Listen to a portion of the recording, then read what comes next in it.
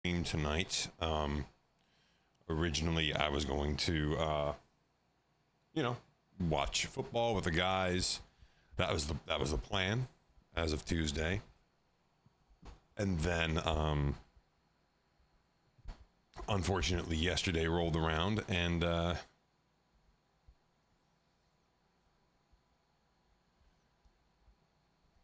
we saw what happened, and honestly, I haven't even been right most of the day today.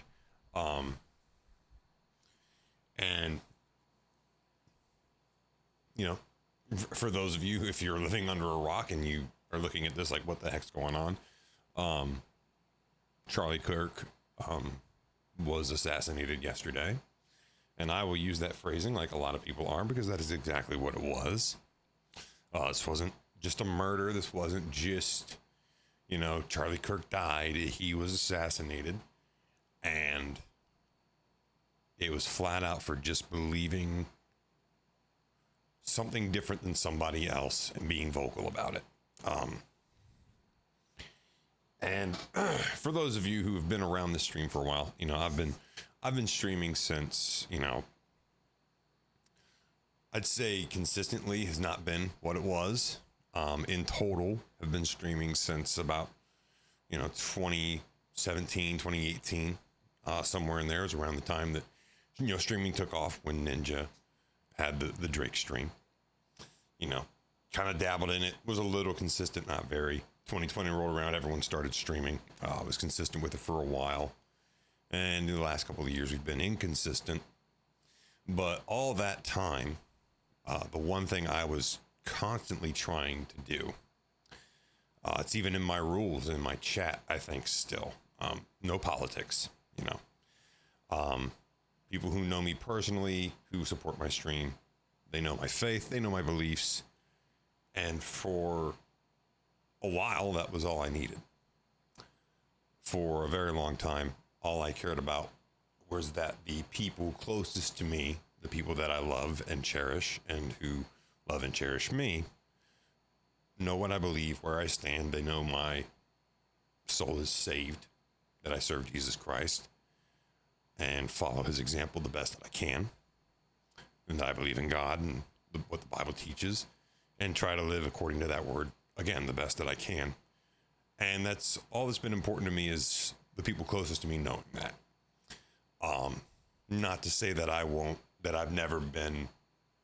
not to say that I've ever been shy about sharing my faith. But I would be lying if I didn't say that it wasn't the utmost important first thing out of my mouth when meeting people. Now, if it came up, I wasn't shy about it, but I never made it a point for it to be something I talked about. And I did the same thing with my political beliefs. So much so that, again, in my Twitch chat rules, I have it, no politics. And the biggest reason was because at the time when I started streaming consistently, I still had friends who were on the left, that were old school liberal, which are now considered libertarian. And I was in discords with them every day. I was chatting with them every day. I would sit in Discord channels, voice channels, listening to my friends bash Trump, bash Elon, talk down about, anyone who was pro-life, with me sitting in the voice chat. And I wouldn't say anything because I didn't want to cause discourse. I was trying to be the peacekeeper, as, the Bible calls us to be.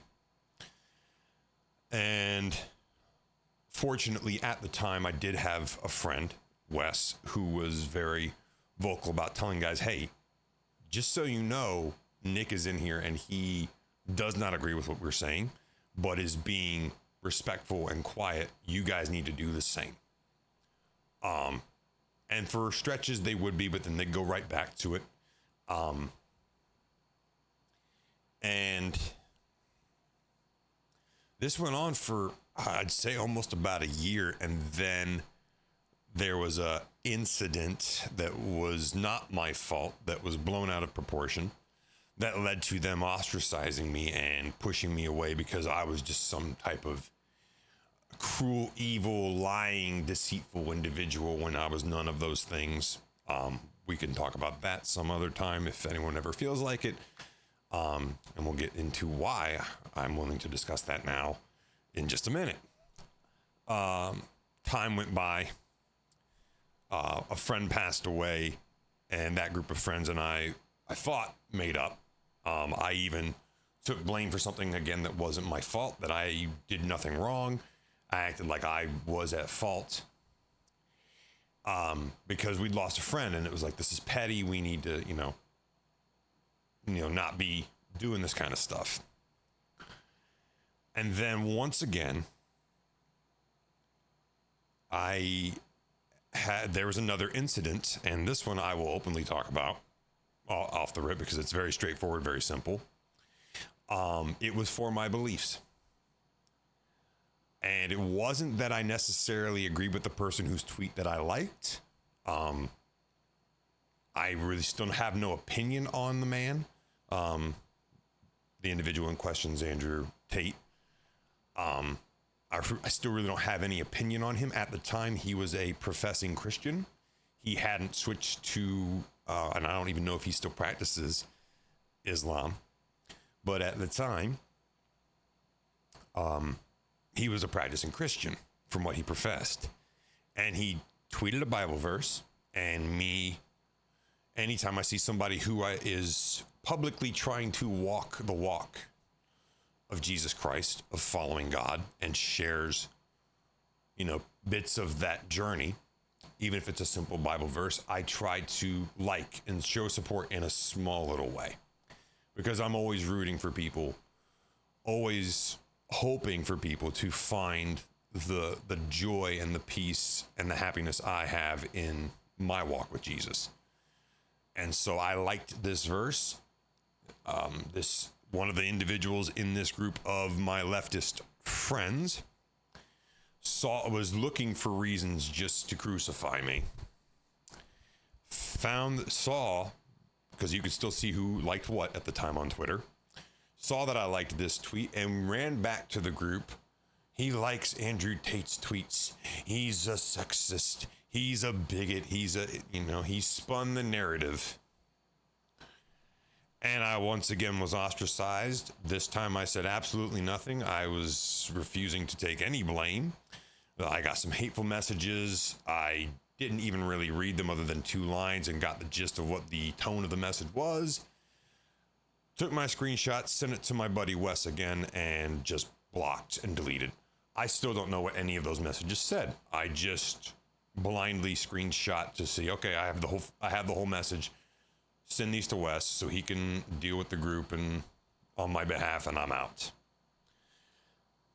I say all that to get to this. Like I said, for years, I've tried to be respectful.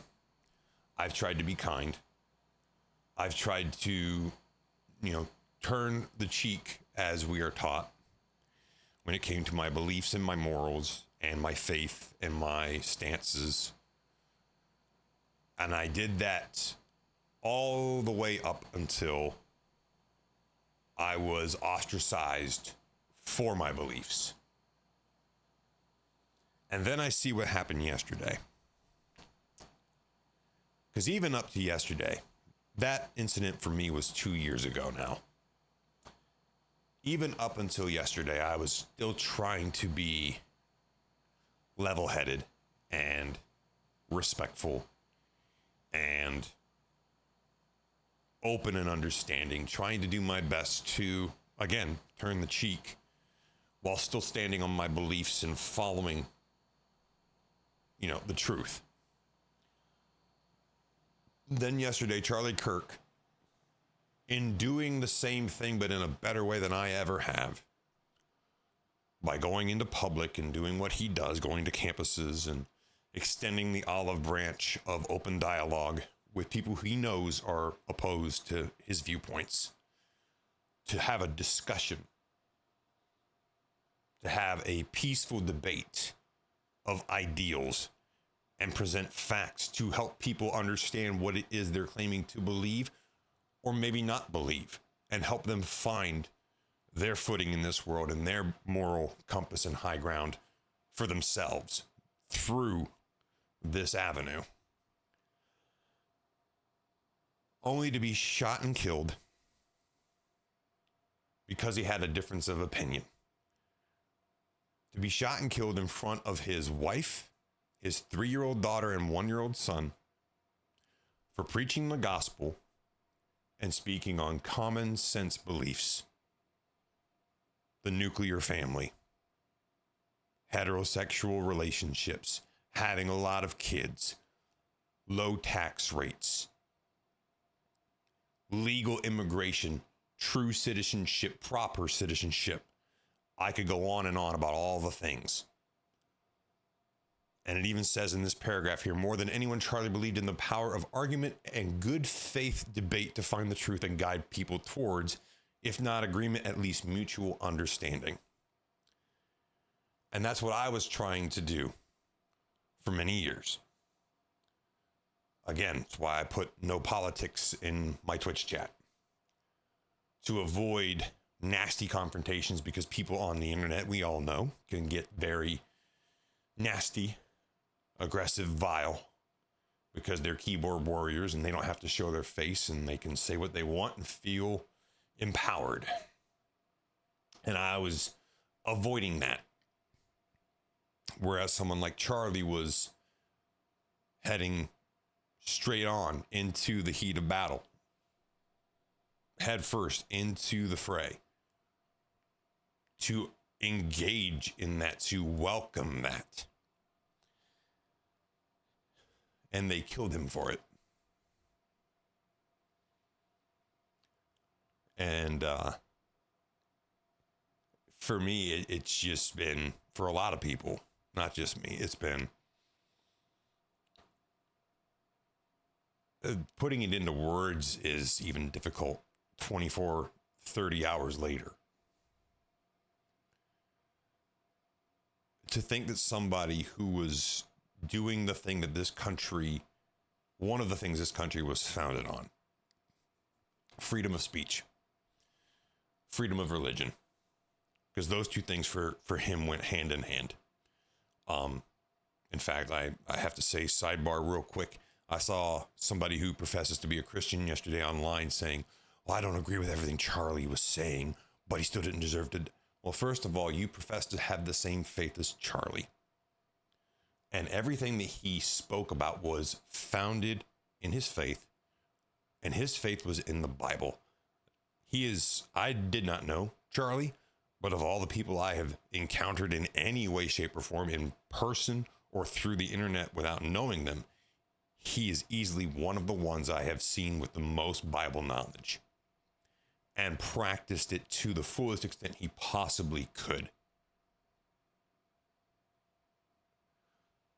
So when I saw that last night, that was something that kind of just made me all the more resolute. It's like I have false Christians even in my life that I can't just stand by anymore.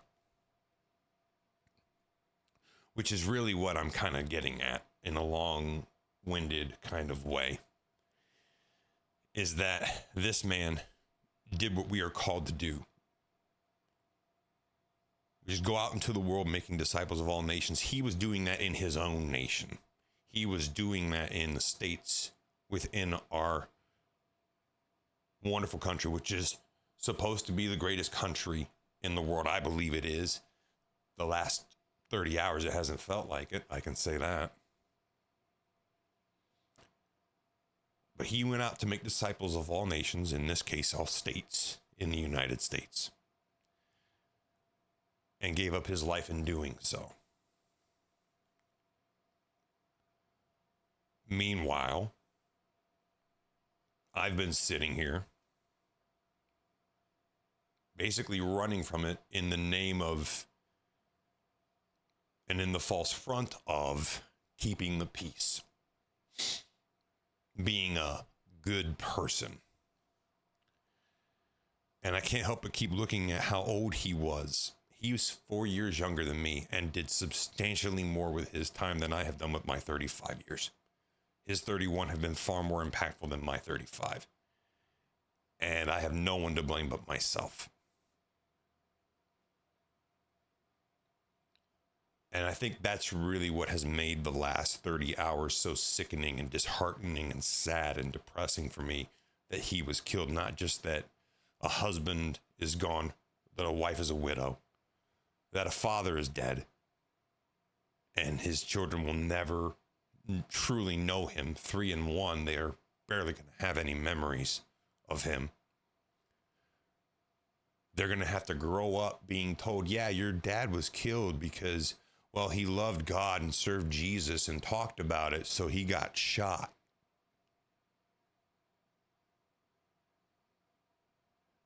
And to see the impact that he has had, even after his death, I can't help but sit here and go, what if you hadn't shied away?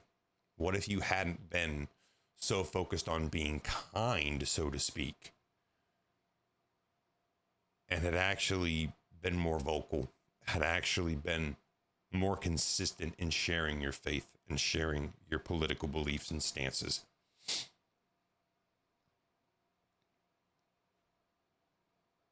And that's part of what makes it so sad, is this guy lived how we're all supposed to live. He did not waste a single second, a single breath. He wasted no opportunities. I've heard stories the last 30 hours. I've been listening, and it's part of why I'm so late streaming tonight. I just got done listening to Steven Crowder talking about everything and who Charlie was. And the one consensus is everyone talks about how he was so focused and so intent on not wasting a single moment. The man wouldn't even touch any type of tobacco, wouldn't even touch an alcoholic beverage. And I know that everybody has different convictions. Everyone has their different views on all those things. And that's all well and good. But for someone to be that devoted and that unwilling to squander a single day or single moment of his life, that he's like, no, I'm not going to touch any vice because I don't want to be impaired from the thing I'm focusing on. That speaks volumes about the type of person that he was.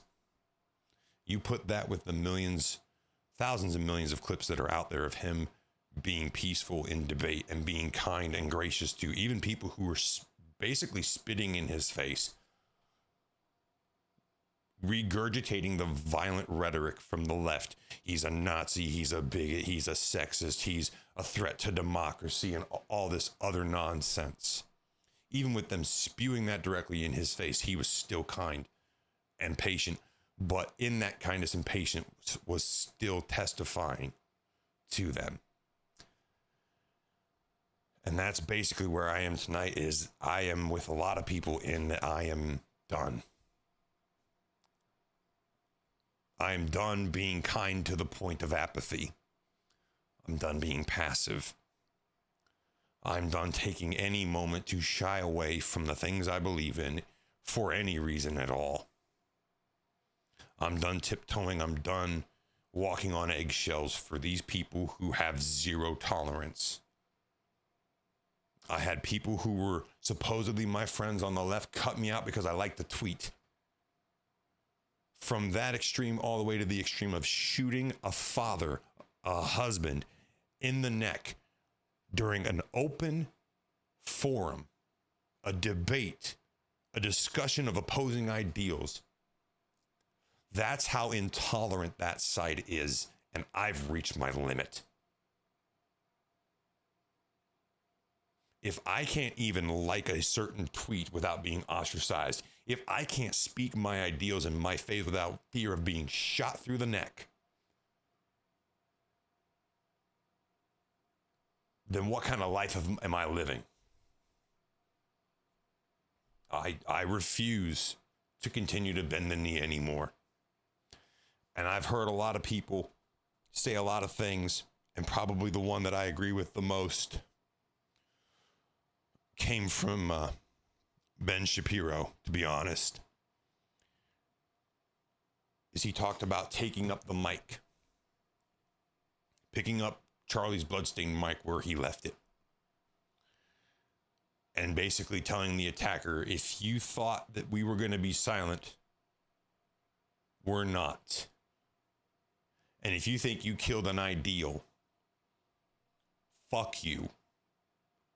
We are going to be louder and stronger than before. And I apologize for the language. I am truly trying to be better about that. I know some of my friends don't care for that language, but most of the day yesterday was a constant back and forth of sadness to anger. And I haven't had that in a few years. The last time I had that in any capacity was when I lost my dad. And I'm speaking from that vantage point too. I was there when my dad took his last breath. I was trying to lay him down to start chest compressions. Christmas morning, 2:30 in the morning, Christmas. I'm trying to lay my father down in the middle of a heart attack to give compressions when he lurches up, gasps his last breath, eyes roll back, and he goes limp in my arms and takes me to the ground with him. That was my experience, having to watch my dad die in front of me. And now I see a 3-year-old and a 1-year-old and a wife have to watch the most important man in their life take his last breath in front of them, but not from a natural cause, from somebody's hatred and anger and vitriol in the form of a bullet through his carotid artery. Blood gushing everywhere. Little to no hope of survival. The fact that he even made it to the hospital for blood transfusions, that on its own is a miracle. So for me, this hits a little closer to home because, granted, I was 27. That was only a few years ago for me that I lost my dad. This is going to be raw for them for the rest of their life. That poor Erica, I cannot imagine what she's going through as a wife, having to watch her husband go through that and then have to tell her 2 children, hey, daddy's not coming home because someone didn't like what he said. And I don't want to live in that fear. I refuse to live in that fear. So, is this going to become a political stream? Am I going to become some piece of shit like Hassan Piker and talking about politics? No, because for one, I actually know what I'm talking about, unlike that asshole. But 2, that is not my forte. I will not be shy about it. I will speak on it. You guys have already seen that when I play Destiny and they try to insert all this alphabet community nonsense, I speak out about it and speak against it. Like all the lesbianism and gayness, I cannot stand it. As much as I enjoy playing the game, I cannot stand that they ruin characters for the sake of virtue signaling. And I will talk about that till the day I die or stop playing this game, whichever one comes first. And I say that not knowing when Jesus is coming back, because it's pretty grim right now, for being honest. But I will not shy away from speaking out about those things. I will not shy away from spreading and preaching the gospel and talking about my relationship with Jesus Christ and serving God. I will not do it anymore. So if you're here and you're my friend, you've been a long time supporter, follower, subscriber, you already know what you're getting into. But if you're somebody who's never watched me before, or you're relatively new to my channel or any of my socials, buckle up, because I'm done being nice. I'm done tiptoeing. I'm done walking on eggshells. I'm going to live the same way that this man lived, which is unashamed, unapologetic, and in his form of kindness and love to other people, he engaged in good faith debate. He opened up a forum. I will do my best to do the same. But don't expect me to cower away from anything anymore. So, with all that being said, rest in peace to Charlie Kirk. Prayers to his wife and kids and the rest of his family. And prayers to, I know that J.D. Vance and his wife and their security team just landed with Air Force 2 to bring his body back home to where they were in Arizona. prayers with them. Thank God for safe travels. And yeah, just thoughts and prayers to everyone affected by this great man's passing, his brutal assassination, his murder. And I hope that they find the killer soon. And to echo what Steven Crowder said, I hope whatever he goes through when they get him hurts to the greatest degree.